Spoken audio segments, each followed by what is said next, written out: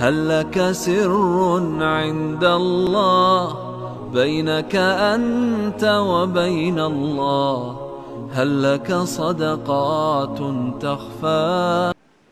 اللہ رب العزت سے سوال کرتے ہیں کہ اللہ تعالی ہمیں یہ عظیم مہینہ پانے کی توفیق عنایت فرمائے۔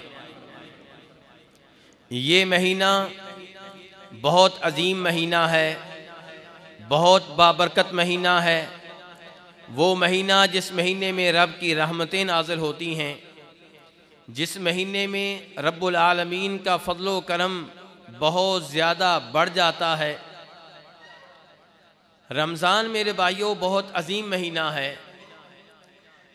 یہ چیز ہمیں کئی طرح سے معلوم ہوتی ہے۔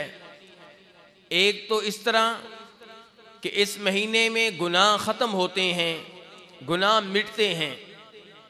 چنانچہ امام بخاری اور امام مسلم روایت کرتے ہیں جناب ابو ہریرہ رضی اللہ تعالیٰ عنہ سے کہ نبی صلی اللہ علیہ وسلم نے ارشاد فرمایا، من صام رمضان ایمانا واحتسابا غفر له ما تقدم من ذنبی، کہ جو رمضان کے روزے رکھے ایمان کی حالت میں اور اللہ سے اجر و ثواب لینے کے لیے، اس کے گزشتہ گناہ معاف ہو جاتے ہیں۔ فضیلت تو یقیناً بہت بڑی ہے، اسی لیے آپ نے بھی سبحان اللہ کہا، لیکن میرے بھائیوں درمیان میں دو شرطیں لگا دی گئی ہیں۔ پہلی شرط یہ ہے کہ روزہ رکھنے والا مومن ہو، دوسری شرط یہ ہے کہ مومن ہونے کے ساتھ ساتھ روزہ رکھنے کا مقصد اللہ سے اجر و ثواب لینا ہو، اللہ کو راضی کرنا ہو، دنیا والوں سے شاباش لینا مقصود نہ ہو۔ پہلی شرط بہت زیادہ اہمیت رکھتی ہے، ورنہ کتنے ہی ایسے لوگ ہیں جو اچھے اچھے کام کرتے ہیں، عظیم کارنامے سر انجام دیتے ہیں، لوگوں کے کام آتے ہیں، خلق خدا کی بلائی میں لگے رہتے ہیں، لیکن ان کی محنت رائیگاں جاتی ہے، انہیں کچھ نہیں ملتا۔ وجہ یہ ہے کہ وہ صحیح معنوں میں مومن نہیں ہوتے۔